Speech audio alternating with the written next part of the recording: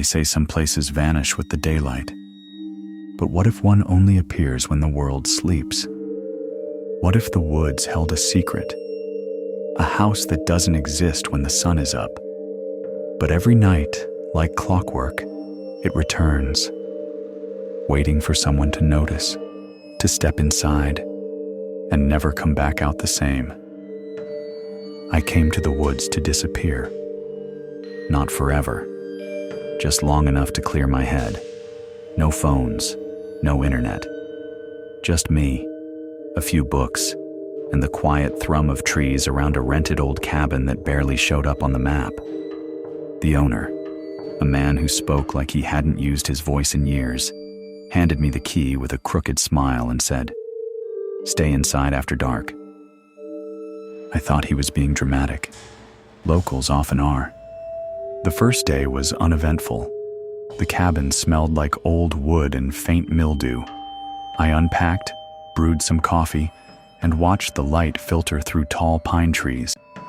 The back window looked out onto a large, empty field, barren, dry, like it hadn't seen rain in years. Beyond that, the trees picked up again, thick and dark. At dusk, the wind dropped, and a strange stillness settled over the woods. I almost didn't notice it at first. It wasn't that the birds stopped singing. It was that everything did. The kind of silence that presses against your skin and makes you feel like you're not supposed to be there. That night, I woke up at exactly 2:01 a.m. The clock beside my bed blinked. I didn't know why I was awake. No noise had startled me. I felt alert and cold. The air had changed, thicker, almost damp. I glanced out the window.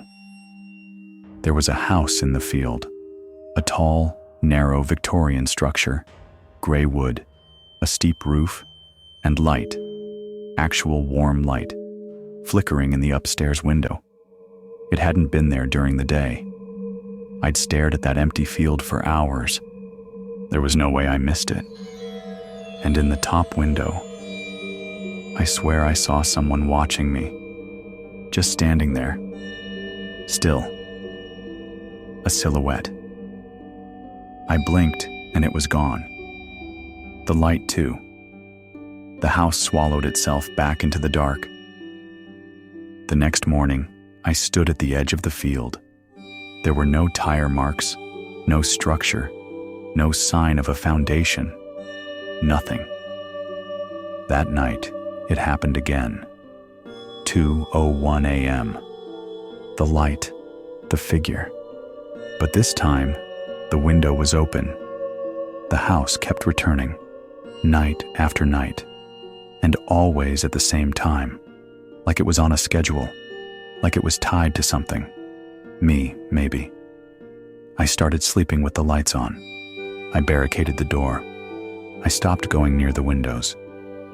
On the fourth night, I gave in. I stepped into the field.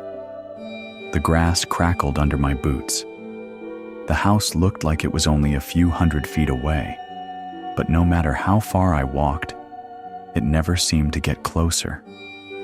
The trees on the far end of the field vanished into fog, and then the house was gone in a blink. I was alone in the center of the field, staring at open space. I stumbled back to the cabin, locked every door, every window. The fifth night was different. I didn't wake up. I was pulled awake by sound, a creaking floorboard. Inside the cabin, I froze, listened. The air was thick and warm, like something breathing slowly over my skin. Then I heard it, soft footsteps moving down the hallway, toward my room. I held my breath. The knob turned, but the door never opened. Then, silence again. The clock read 2:01. I crept to the window. The house was back, but this time, the front door was open. And something was waiting just outside it. I couldn't move. I couldn't scream. Just stood there, heart racing, watching whatever it was step into the field. It didn't walk, it glided. Long limbs, no face, just shape, shadow. I backed away from the window and didn't sleep until sunrise. The days felt unreal. I'd walk the cabin, circle it, desperate to find proof of what I was seeing. I started keeping a journal, writing down the exact time it appeared. I took photos. None of them showed anything but black sky.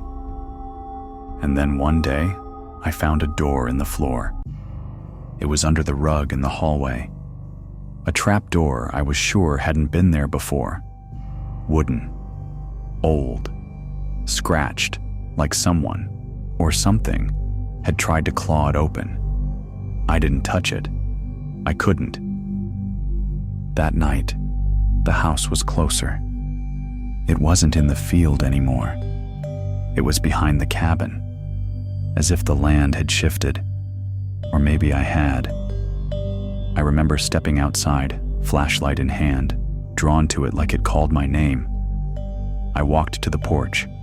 The door swung open with a long groan. Inside, the air was still, cold. The furniture was covered in sheets, but everything was arranged like someone had just left. A mug of coffee, a lit lantern, a coat on a rack. And then I heard it, from upstairs. My voice, whispering, calling for help. I ran up the stairs, into the room with the lit window. Empty, except for a mirror leaning against the wall. And in the mirror, I saw myself. But I wasn't moving. My reflection stood perfectly still. And then it smiled. I didn't. I backed away, and the mirror image stepped forward. I turned, sprinted down the stairs, out the door, and I was back in the cabin. Same clothes, same time, but I was on the floor, shaking. The house was gone. Again. I decided to leave. That morning, I packed everything, tossed my journal into my bag, and walked to my car. When I got to the edge of the field, there was a town. Not a house, a town. Like something had grown overnight.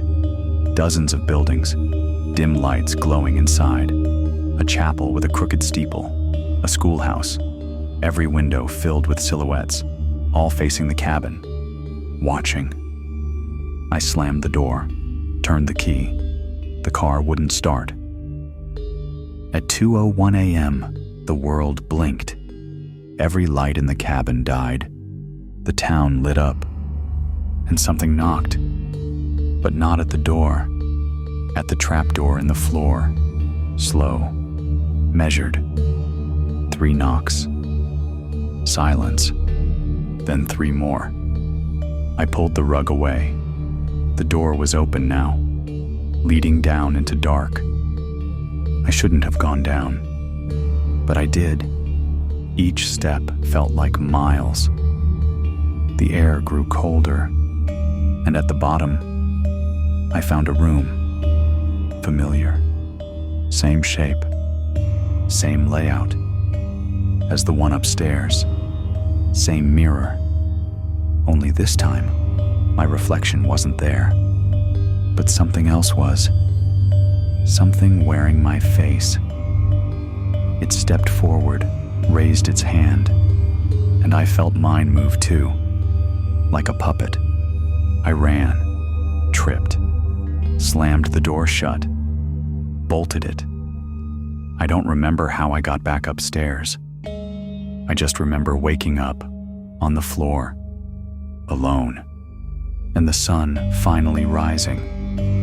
They found me 2 days later, walking barefoot down a road 15 miles from the cabin. I didn't have my bag, my phone, nothing. They said the field was empty. They said there's no cabin on that land anymore. It burned down 20 years ago. And the town doesn't exist. Never did. But at night, sometimes I still see it, in dreams, or when the clock hits 2:01. And I swear, if I listen hard enough, I can hear someone knocking beneath my feet.